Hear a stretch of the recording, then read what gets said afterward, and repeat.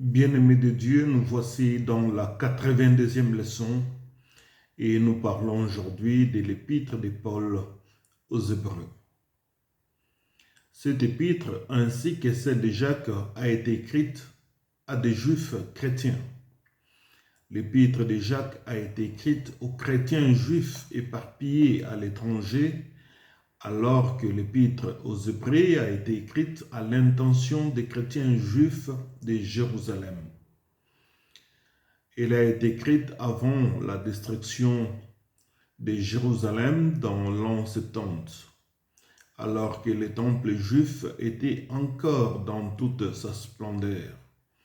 On continuait à faire des sacrifices et les rites étaient encore observés. Cette lettre a probablement été écrite dans les années 62 et 68. Elle est écrite dans un style éloquent et elle occupe une place très importante dans les Écritures. C'est un commentaire sur les livres des Lévitiques qui explique l'importance des rites juifs.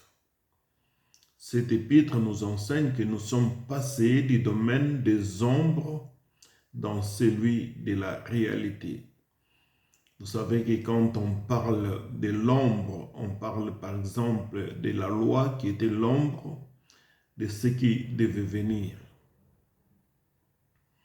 L'auteur de l'épître aux Hébreux est anonyme et nous ne pouvons être certains quant à l'identité de son auteur. Certains ont suggéré qu'elle a pu être écrite par Luc. Les autres disent Barnabas ou Apollos. Cependant, il y a de fortes raisons de penser que cette épître a été écrite par l'apôtre Paul. Voilà les raisons qui peuvent pousser que cela soit Paul. L'auteur était associé avec Timothée dans Hébreux 13, 23, c'est le premier point. Deuxième point, l'auteur était enchaîné selon Hébreux 10, 34 et 13, 19. Troisième point, l'auteur écrivait à partir d'Italie, selon Hébreux 13, 24. Quatrième point, l'auteur était juif et la religion et l'histoire juive lui étaient familières. Et enfin, les enseignements sont les mêmes et la présentation de ces doctrines est semblable à celle que nous rencontrons dans toutes les épîtres de l'homme de Damas, Paul. Il n'est pas risqué de conclure que c'est Paul qui en est l'auteur. Certains ont affirmé que Paul a écrit cette lettre aux Hébreux et qu'elle a été ensuite traduite en grec par quelqu'un d'autre, peut-être Luc.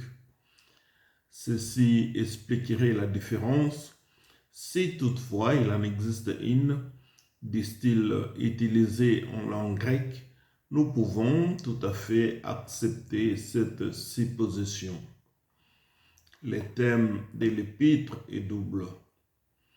Premièrement, dans cette lettre, il y a exaltation de Jésus-Christ en tant que révélation totale de Dieu. Élever Jésus de telle manière qu'il occupe toute notre attention. Deuxièmement, d'avertir les chrétiens hébreux contre l'apostasie. À cause de la persécution, l'Église souffrait et du fait qu'à Jérusalem, l'ancienne religion était juive et elle s'imposait à leurs yeux, ils étaient continuellement tentés de retourner au judaïsme. Cet épître exhorte de ne pas être négligent, de ne pas être incrédule, de ne pas dégénérer et de ne pas quitter son assemblée. Dans la phase d'introduction, nous trouvons l'un des plus beaux passages de la Bible tout entière. car la divinité de Jésus-Christ est révélée.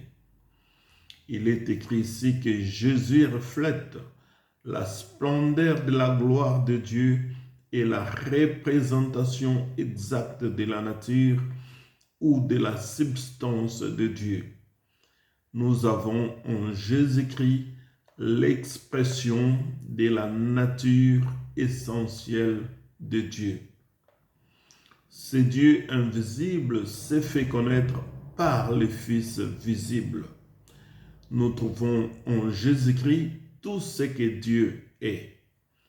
Jésus est cette splendeur dans laquelle et au travers de laquelle la gloire de Dieu est manifestée.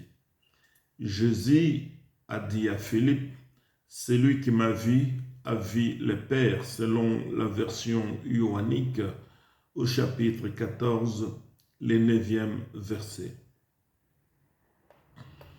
L'expression utilisée ici, l'empreinte de sa personne. Le mot empreinte vient du mot grec qui signifie caractère, qui désigne l'instrument utilisé pour graver. La substance de Dieu est esprit et son expression exacte est l'homme qu'on appelle Jésus-Christ. Dans cette introduction du livre des Hébreux, Paul nous donne les preuves précises de la divinité de Jésus en 10 points. 1. Il est appelé Fils selon Hébreux 1, verset 2.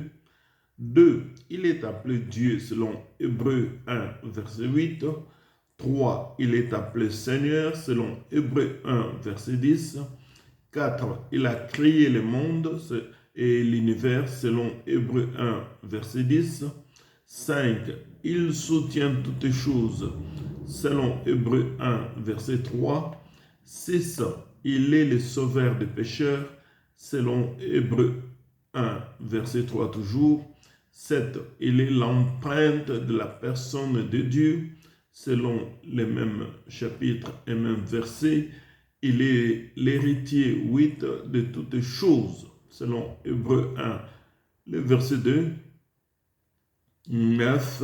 Il est assis à la droite de la majesté divine selon Hébreux 1, verset 3. Et 10. Il est supérieur aux anges selon Hébreux 1, le verset 4 et 8. Les anges occupent une place très importante dans la Bible. Ils sont hautement estimés.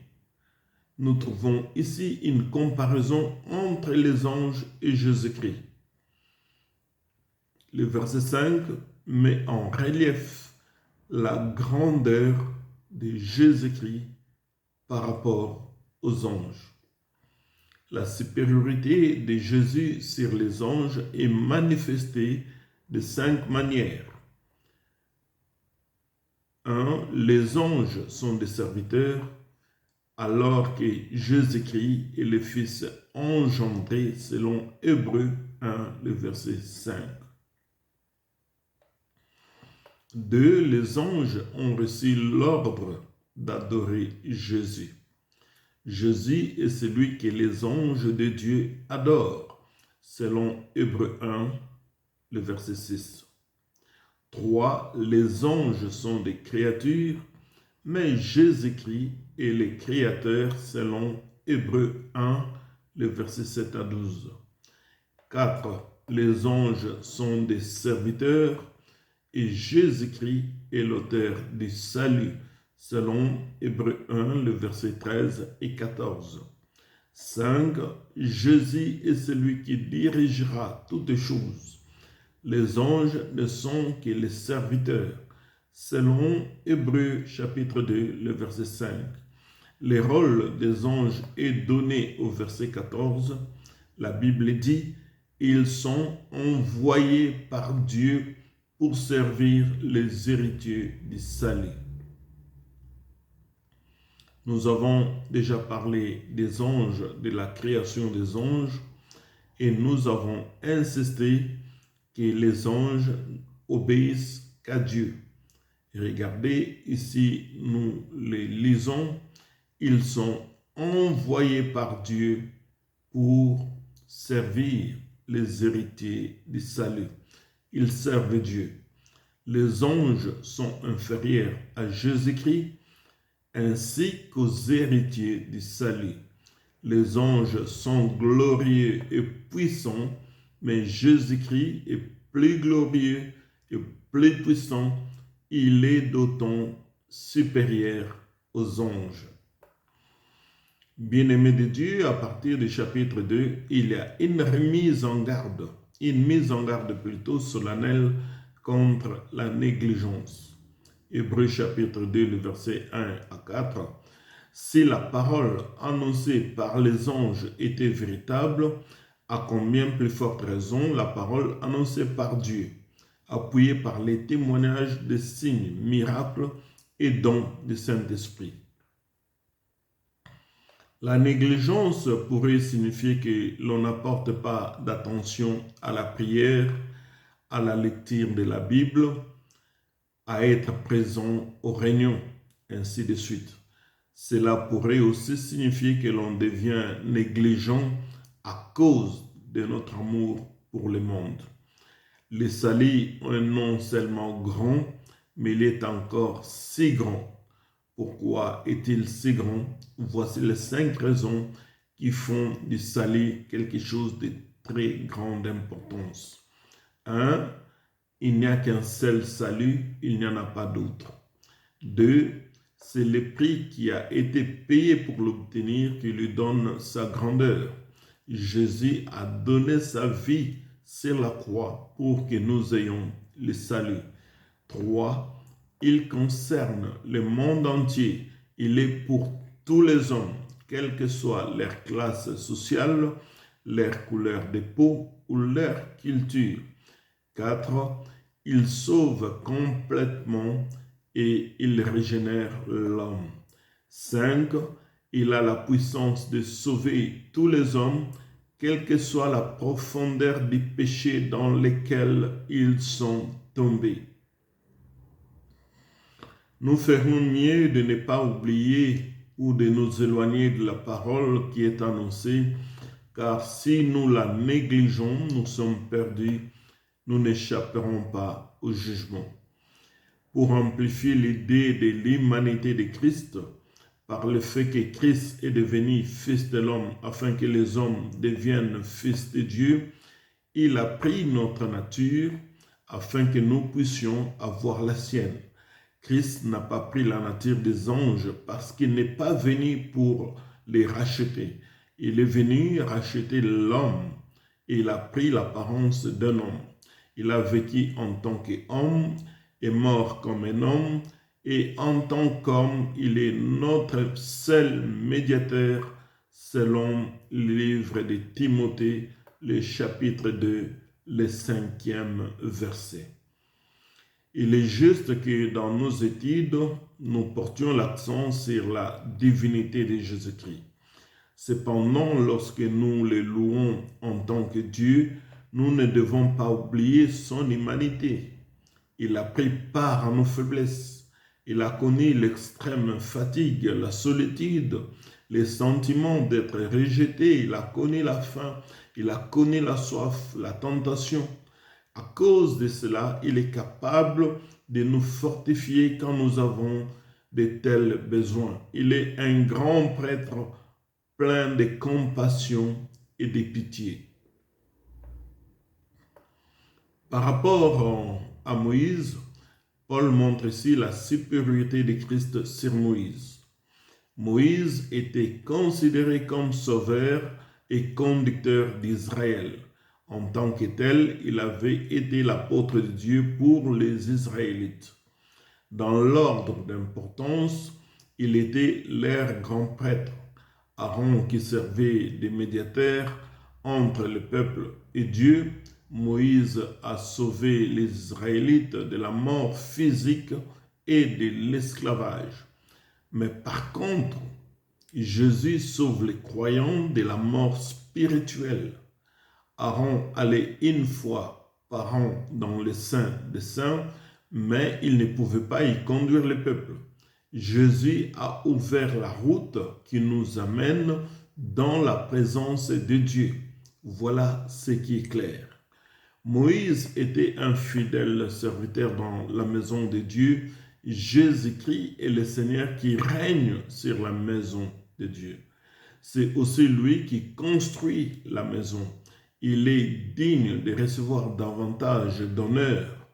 Dans le verset 6, nous lisons que nous sommes en fait cette maison si nous tenons ferme jusqu'au bout.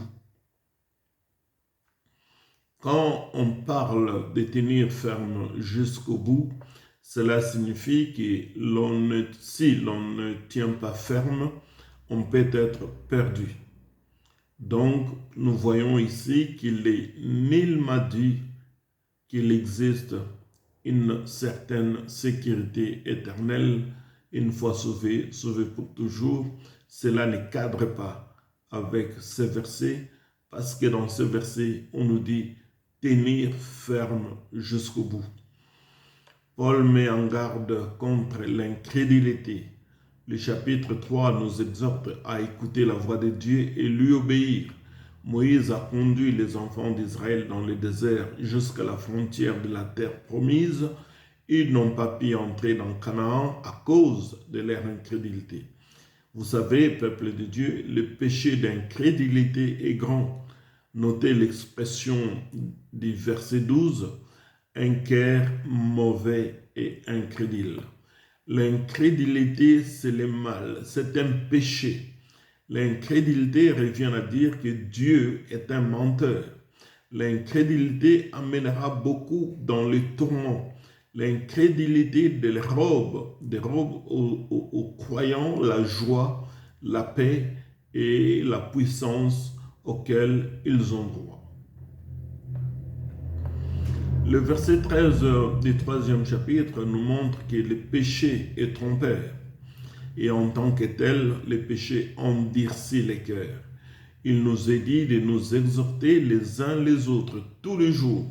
Nous devons nous soucier les uns des autres, de peur qu'un chrétien n'endurcisse son cœur à cause de son incrédulité et ne retourne dans la vie mondaine. Dans le verset 14, nous lisons que nous sommes participants de Christ si nous tenons ferme à notre foi jusqu'à la fin. Encore là, tenir ferme jusqu'à la fin. Nous voyons de nouveau ici qu'il n'est nulle part question de sécurité éternelle. Une fois sauvé, sauvé pour toujours, ça ne cadre pas avec ce que Dieu dit dans sa parole. Parlant du repos de Dieu au chapitre 4, le repos qui est décrit ici est le repos de Dieu. Ce n'est pas un repos physique, mais plutôt une paix et une satisfaction que l'on ressent après avoir achevé un travail. On ne parle pas, je reviens encore, des repos physiques. Le 7e jour, Dieu s'est reposé de ses œuvres, mais de quelle manière Dieu s'est-il reposé? Est-ce que Dieu était fatigué physiquement? Le repos de Dieu est une cessation d'activité et une paix profonde ressentie lors de l'accomplissement d'une mission. Comprenons-nous bien là-dessus.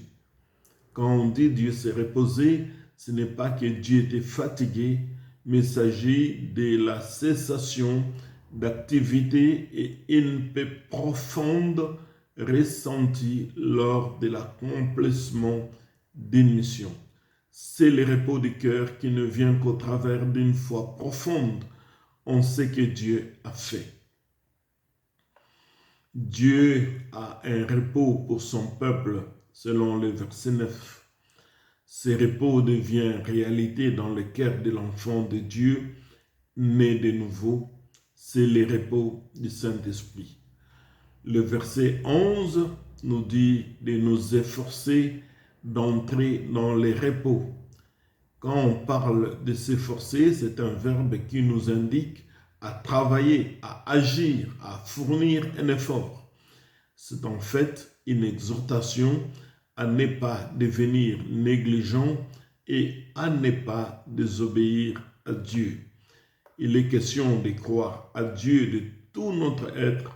La raison de notre zèle pour Dieu est que la parole de Dieu est vivante, puissante, qu'elle pénètre nos pensées les plus profondes, qu'elle juge le but de notre cœur. Toutes choses sont mises à nu devant Dieu. Par conséquent, nous devrions craindre de rater d'entrer dans son repos à cause de notre incrédulité, selon Hébreux chapitre 4, le premier verset au 16e verset. Gloire à Dieu. Quand on parle de Christ en tant que souverain sacrificateur dans Hébreux chapitre 4, le verset 14, cela est repris encore dans Hébreux 5, 14. L'un des principaux thèmes de l'épître est la comparaison entre Christ et la prêtrise lévitique. Ils étaient de la tribu de Lévi. Jésus était de la tribu de Juda. Voilà la grande différence. Ils étaient, eux, prêtres des tribus de Lévi, mais Jésus, il est de la tribu de Juda. Ils offraient des animaux en sacrifice, mais Jésus s'est offert lui-même. Et sont morts, mais Jésus-Christ vit. Pour démontrer que Christ avait toutes les qualifications requises pour remplir les fonctions des sacrificateurs, il avait été choisi et ordonné divinement. Il avait de la compréhension et de la compassion pour les autres. Sa nature humaine était supérieure à celle des grands prêtres du judaïsme. Il était sans péché. Les grands prêtres de Jérusalem devaient appartenir à l'ordre d'Aaron. Christ, lui, appartenait à un ordre plus supérieur, à l'ordre de Melchisedec.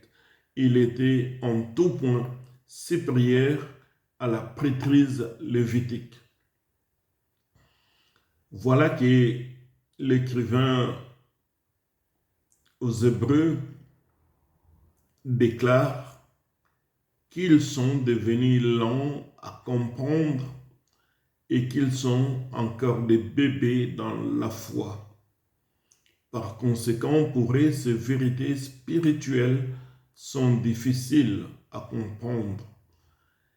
Puisque notre grand prêtre a été tenté dans tous les points comme nous le sommes, il nous comprend, il a de la compassion pour nous, et par conséquent, nous pouvons nous approcher de son trône avec confiance et trouver grâce de recevoir son aide quand nous sommes dans les besoins, selon Hébreux chapitre 4, le verset 15 et 16. Nous clôturons ici cette première partie et nous entamerons la deuxième partie dans la prochaine leçon. Que Dieu vous bénisse, que la paix du Seigneur soit avec vous. Amen.